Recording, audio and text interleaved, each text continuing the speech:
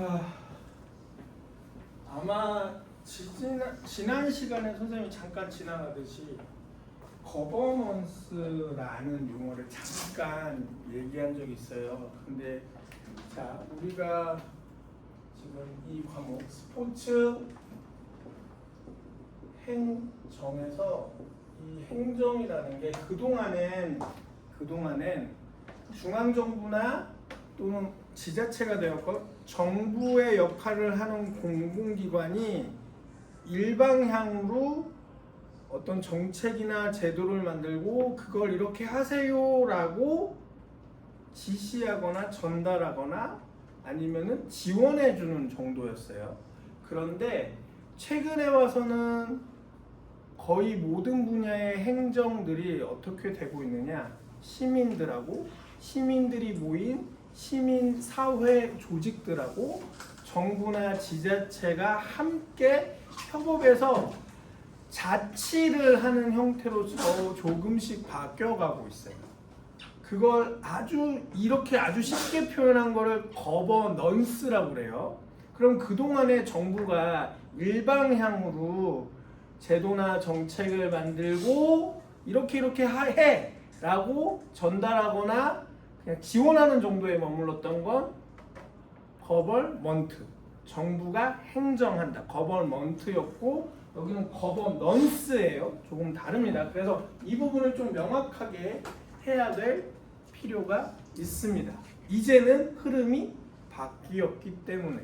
그리고 과거에는 아무래도 국가가 1950년대부터 우리가 이해하기 쉬운 근현대사를 생각할 때 1950년대부터 지금까지 생각해보면 대부분의 나라들이 경제 발전과 그 경제 발전을 빠르게 노동집약적, 생산집약적 등등의 방식으로 하기 위해서 제도를 만들고 이렇게 해야지만 나라가 큰다, 경제가 발전한다, 사회가 발전할 수 있다라고 집중력 있게 지도했기 때문에 그런 시스템이 가능했으나 이제는 국민 개개인의 경제력도 일정 수준 올라왔고 국민 개개인의 교육열도 올라왔어요. 교육 수준도 올라왔고 문화 수준도 올라왔어요. 그래서 나라를 이해하고 국가를 이해하고 사회를 이해하는 방식이 완전히 달라졌지.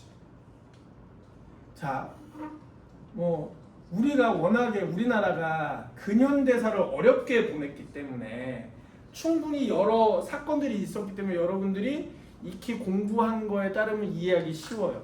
자, 이런 상황들이 우리가 50년대 일제강점기를 겪고 50년대 전쟁을 겪고 70년대, 80년대 군사정권을 겪고 이렇게 오는데 약 4, 50년의 시간이 걸렸죠. 그렇죠? 그런 상황이 벌어졌습니다. 그걸 헤쳐나오는데 수십 년의 시간이 쌓이고 노력이 쌓여서 간신히 어떤 큰 굴곡을 넘어오고 이랬어요.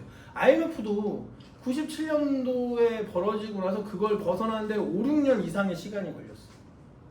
그런데 지금 최근의 사건들만 굵직한 걸 봐도 20년도에 코로나가 터지고 나서 빠르게 다른 나라들보다 방역이나 이런 것도 K방역이라는 용어를 붙일 정도로 빠르게 대응했던 거 나름.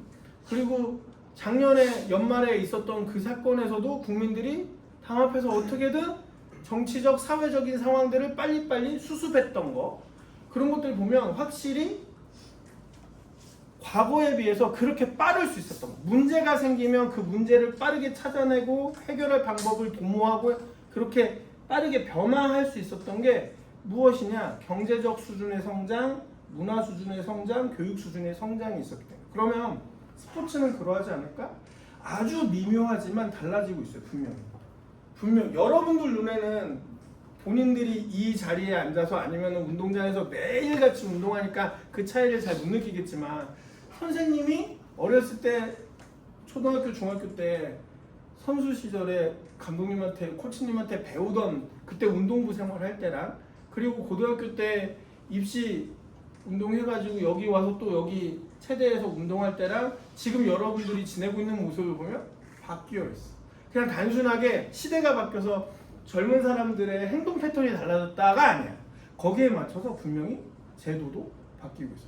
지난 시간에 선생님이 그랬을 거예요. 우리 학교 선생님 처음 들어왔을 때 요일도 시간도 시간표 배정할 때 내 맘대로 못했다. 그냥 학교가 시키면 거기서 졸업학점에 맞춰서 빼는 정도였어. 그러니까 한 학기에 뭐 최대 몇 학점까지 들을 수 있다라고 하고 최소 몇 학점이다 그러면 내가 더 듣고 싶으면 더 듣는데 내가 너무 힘들면 한두 개 정도 빼는 거야. 이미 시간표와 강의실과 다 정해져 있어. 그냥 듣기 싫은 거 아니면 내 일정에 안 맞는 거 빼는 것만 가능하지만 지금 여러분들은 수강 신청 기간에 들어가서 막 고르죠. 불가능했다. 선생님 학교 다닐 때 절대 불가능이었어.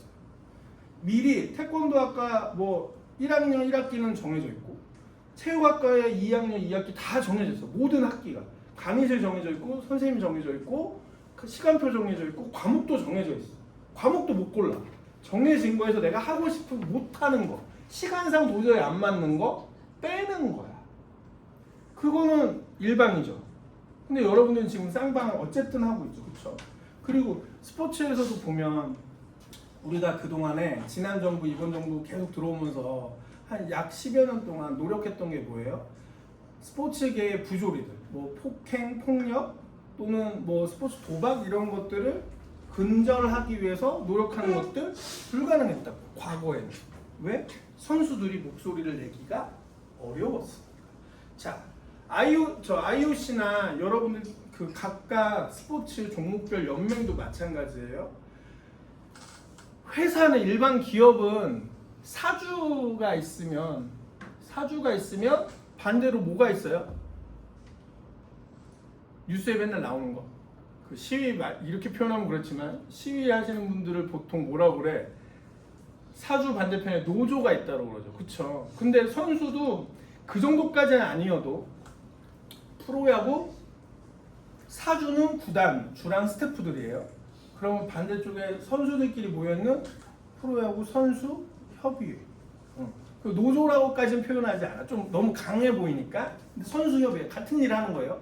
스포츠는 아직 일반 아마추어 스포츠들 아니면 프로화되지 못한 스포츠 그 정도까지는 아니지만 선수들의 의견을 들어주려고 각각 연맹들이 위원회, 이사회나 위원회에다가 뭘 만들어 놓느냐 선수가 이사를 하거나 위원회를 할 수 있는 그 전문 분과위원회를 따로 만들었어요. 자, 올림픽이 끝나고 나면 올림픽을 앞두고선 어떤 그 총회를 하냐면 IOC 위원을 선출하는 회의를 하거든요. 그런 거를 해요. 중간중간에 그 연차별로 때에 따라서. 그런데 우리나라의 문대성 선수 태권도의 예전 그리고 지금 대한체육회장인 유승민 회장이 또 IOC의 위원이었어요. 근데 어떻게? 선수위원 자격 선출이 위원회의 IOC 위원이 될 수 있도록. 원래 IOC도 시대를 겪다 보니 많이 상업적으로 변하고 돈 많고 스폰도 많이 하고 정치적인 능력이 강한 사람들이 전 세계에서 뽑혀서 IOC 위원이 됐어요. 근데 그러면 그런 사람들은 이해관계 집단이 돼버리잖아요. 그렇죠? 정치적으로든 사회적으로든 경제적으로든. 그러면 선수들의 목소리를 제대로 낼 수 있을까? 이런 거예요. 왜 IOC가 선수위원회를 따로 만들고 위원으로 뽑느냐? 자, 선수들의 목소리를 들어야 되는데 선수들은 어떤 목소리를 내고 싶어 하느냐? 자, 비즈니스적으로 IOC가 올림픽을 키우려면 더 자극적이거나 더 위험하거나 하는 게임을 만들고 규칙을 만들 수도 있겠죠. 근데 선수위원들이 우리도 인권이 있는데 그렇게 하지 마세요. 안전한 경기를 원합니다. 그런 식으로 목소리를 내려면 반드시 현장에서 실제 경기를 뛰고 있는 선수들의 의견이 필요하겠지. 그래서 선수위원을 뽑는 거예요. 근데 그렇게 쌍방향으로 쉽게 얘기해서 그렇게 쌍방향으로 만들어가는 게 바로 거버넌스. 쉽게 얘기해서 자치한다. 자발적으로 자생적으로 통치하고 조절하고 조정한다. 이렇게 개념을 생각하면 돼요. 거버먼트, 우리가 흔히 알고 있는 정부의 역할, 정부의 기능, 거버먼트는 행정부가 행정력을 가진 기관이나 조직이 일방적으로 그 구성원들에게 제도나 정책을 전달하고 이행하게 만드는 게 거버넌트라 그러면 중앙행정기관이 있어서 거버넌스는 그걸 수혜받는 그 제도의 혜택을 받는 수혜자건 그 정책을 만드는 사람들이건 함께 모여서 정책을 같이 만들고 같이 이행하고 혜택을 같이 받는 일종의 자치 형태라고 보면 돼요. 그래서 그런 개념이 왜 스포츠에도 필요한지를 지금 IOC 예를 들어서 간단하게 설명하고, 거기다가 지금 점점점 더 중요해지는 이유는 모든 분야에서 ESG라는 키워드가 매우 중요시되고 있어요. E는 모든 일을 할 때 친환경적이어야 된다. 두 번째 S는 소셜이에요. 소셜. 사회적으로 모든 사람과 공동의 이익을 추구해야 된다. 그리고 G가 바로 거버넌스예요. 함께 고민하고 함께 제도를 만들고 함께 통치해야 되는 것인데, 이행해야 되는 것인데, 그때 투명성과 공정성을 반드시 가져야 된다라는 개념으로 모든 분야의 행정과 경영에 있어서 ESG라는 키워드가 강조되고 있습니다. 그리고 이런 걸 강조해서 잘 이행하는 조직이나 단체가 신뢰도가 높다라고 판단해서 일반적인 경제에서는 ESG 경영을 잘 이행하는 회사들한테 은행들이 대출도 잘해줘요. 사업자금이 필요할 때. 근데 스포츠도 이런 대중들 입장에서 이걸 잘하는 종목과 연맹이 훨씬 더 투명하고 깨끗한 종목이니까 더 대중들이, 팬들이 티켓 사고 구경 가고 관람 가고 하는 게 가능해질 수 있다라는 개념을 가지고 있는 거예요. 그래서 자, 이런 흐름에 따라서 우리나라의 스포츠 행정 어떨까 해서 행정을 하나하나 조금 더 자세하게 봅시다.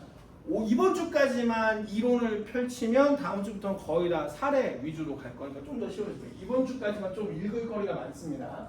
자, 첫 번째, 우선은 행정을 정확하게 이해해 봅시다. 자, 행정은 정부의 정책과 결정을 집행하고 공공 서비스를 국민에게 제공하는 총체적인 것을 행정이라 한다. 즉, 간단히 지난 시간에도 얘기했지만, 민간 기업이 수익 활동을 해서 수익을 내는 건 경영이지만, 행정은 반드시, 행정과 경영의 차이는 공공 서비스를 공공의 목적에 맞게, 공공의 이익에 맞게 활동하는 모든 활동이라고 보면 되고, 자, 그래서 제일 중요한 건 공공 서비스를 국민에게 제공하는 총체적 활동이다. 공공 목표, 공공의 이익, 모두에게 이익을 분배할 수 있고 전달할 수 있는 공공 목표 달성을 위한 관리 작용이다. 그리고 그걸 법과 정책에 따라서 이행하는 걸 행정이라 한다. 자, 그래서 과거에는 자, 이런 일을 하는 게 정부밖에 없었잖아요. 정부밖에 없었기 때문에 과거에는 정부 중심의 좁은 의미로 사용되었다. 행정이라는 것이. 그런데 현대에 와서는 정부, 여기서 말하는 시장은 그 동네에 있는 마트 시장을 얘기하는 게 아니고 시장 경제가 작동하는 모든 조직을 얘기하는 거예요. 정부, 시장, 시민사회가 함께 협력하는 넓은 의미의 행정이라는 것이 거버넌스로 확장되고 있다. 아까 얘기했죠. 모든 사람이 같이 공동의 목표를 가지고 같이 함께 일하고 행위를 하는 것. 사회를 발전시키기 위해. 그래서 예전에는 정부 중심의 거버먼트였는데 지금은 정부, 시장, 시민사회가 함께 협력하는 거버넌스로 확장되고 있다. 자, 그러면 이런 행정의 개념을 놓고, 자, 스포츠 행정이란 행정 원리, 아까 얘기했던 그 행정의 원리를 스포츠 분야에 적용한 것인데, 그럼 똑같이 다시 한번 생각해 보자면, 자, 과거의 스포츠 행정은 뭐겠어요? 문화체육관광부 같은 정부에서 스포츠를 이행할 수 있도록 아까 얘기했죠. 제도나 정책을 만들어서 일방적으로 전달하는 거예요. 자, 그런데 지금에 와서는 정부, 문체부, 그리고 각 지자체의 체육국이나 체육과가 시민사회랑 함께 같이 무언가를 만들고 같이 이행하고 같이 공동의 목표 이익을 위해서 활동하는 모든 행위를 지금의 스포츠 행정이라 말하고, 그걸 영어로 표현하자면 최근에 와서 현대에서는 거버먼트가 아닌 거버넌스라 부른다 라고 하면 될 것 같아요.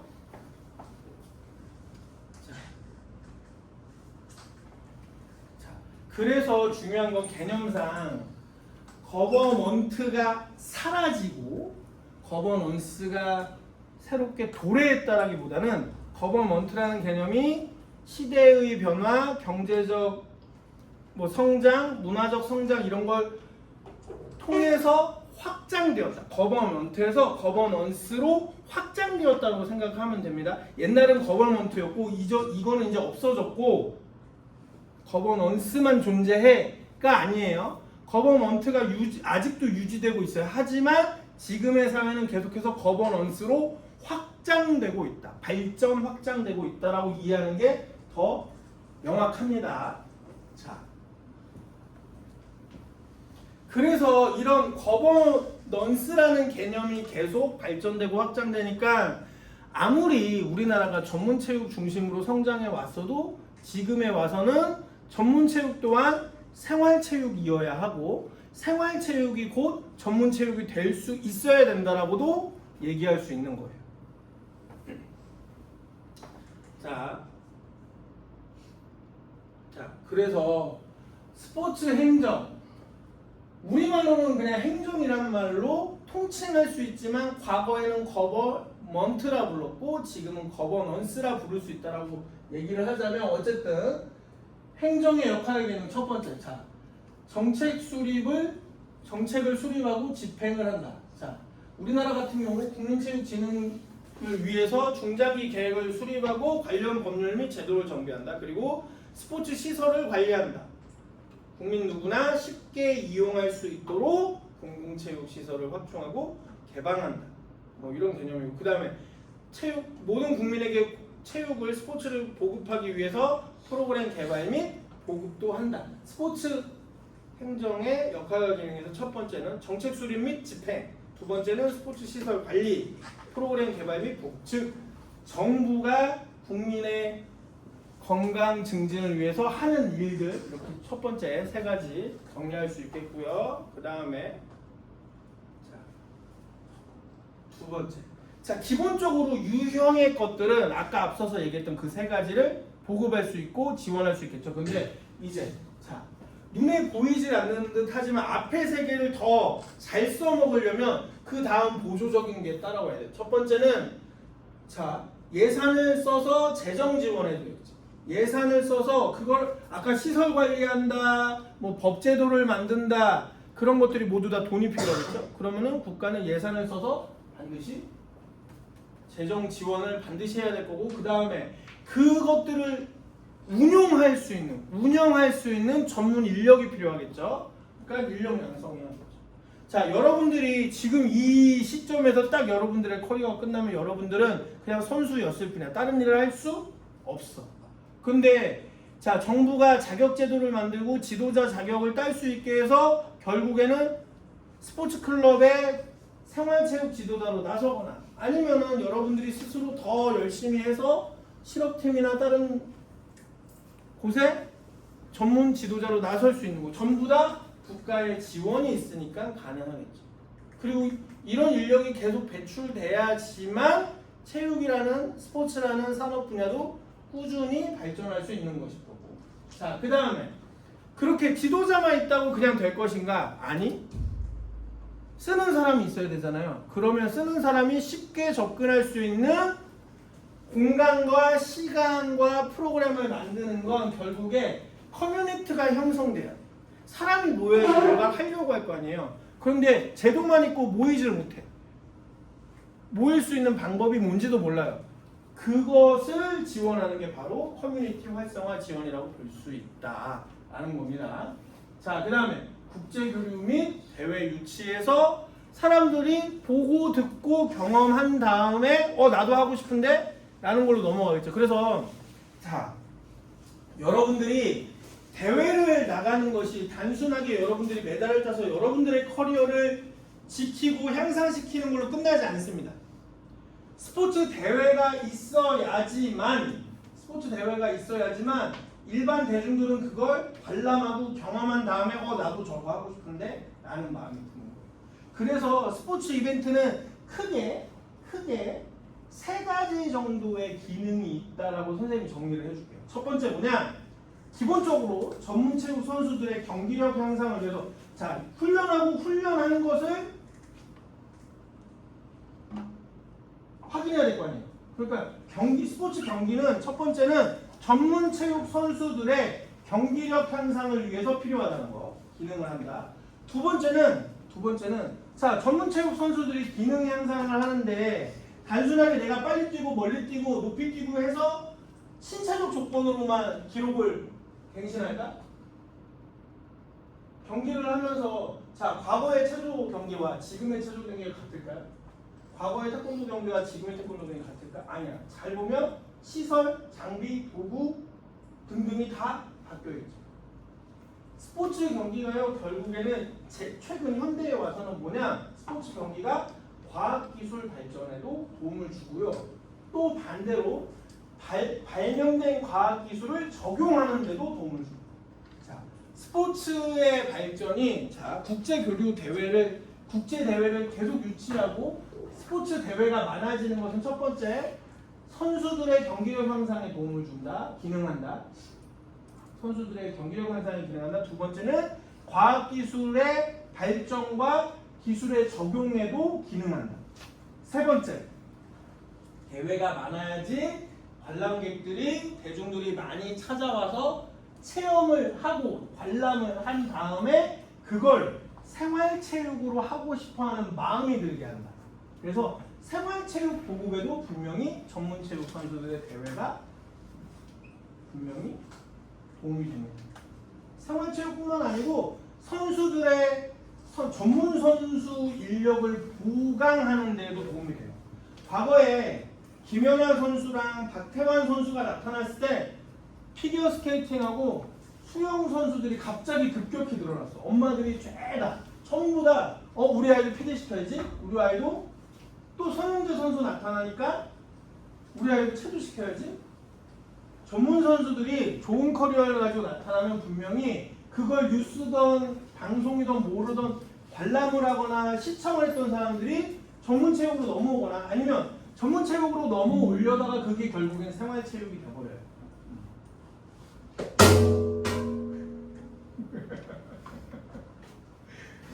엎어지면 그런다니까. 졸더라도 일어나 있어야 된다니까. 자, 그 다음에 최근에 와서는 내가 너 때문에 까먹었다. 자, 최근에 와서는 뭐가 있었지? 우상혁 선수가 너무 웃기지? 자, 우상혁 선수가 누구예요? 높이뛰기. 최근에 높이뛰기 하고자 하는 초등학생들이 엄청 늘어났어. 신기. 비인기 종목이야? 돈도 못 벌어. 1등 안 되면 돈 못 벌어. 근데 하고 싶대. 멋있대. 그런 선수들이 퍼포먼스를 보여주니까 하고 싶은 친구들이 나타나. 그래서 생각으로 지금 우상혁 선수 때문인지 아직 그걸 뭐 일일이 조사한 건 아니에요. 근데 육상을 하겠다고 뛰어드는 친구들이 생각보다 또 늘어나는 경향도 있어요. 물론 우리가 달리기만 생각해보면 선수층이 얇아졌다 그러는데 의외로 그 방송을 보고 경기장에서 그런 퍼포먼스를 보여주는 모습을 보고 나 육상 해볼래요 하는 친구들이 초등학교에 있다라고, 중학교에. 근데 그 친구들이 선수가 되지 못하는 이유는 접근성이 약하기 때문에. 내가 어디서 배워야지, 누구한테 배워야 되지 모르니까. 근데 그런 것들을 하는 게 바로 스포츠 행정입니다. 너 어디 가서 운동하고 싶어? 이런 곳이 있는데 여기 갈래? 학교를 놀러 갈래? 이런 것들을 다 스포츠 행정이라는 제도권 내에서 하는데 그걸 과거에는 정부가 일방적으로 시켰어. 근데 그러지 않고 지금은 수요자든 공급자든 서로 쌍방통행을 통해서 정보를 주고받고 내가 하고 싶은 걸 찾아갈 수 있는 시대가 됐다라는 거예요. 그래서 과거에는 운동선수, 지금도 아직 많이 남아있지만 과거에는 운동선수 되는 길이 뭐였어요? 알아요? 여러분들 어떻게 되는지 모르겠어요. 옛날이라고 표현하니까 그렇다. 선생님 초등학교, 중학교 때만 하더라도, 고등학교 때까지만 하더라도, 선생님 고등학교 다닐 때까지만 하더라도 그냥 체격 좋고 운동 잘해 보이면 그 학교에 만약에 야구부가 있어? 그 학교에 태권도부가 있어? 그러면 그냥 코치 선생님이 갑자기 길 가던 애를 훅 잡더니 너 태권도 해. 야구해라. 그냥 그게 시작이야. 엄마 허락받고 올게요. 그래놓고. 그게 시작이야 그냥. 근데 지금은 미디어를 보고 나 이거 하고 싶은데? 나 이거 하고 싶은데.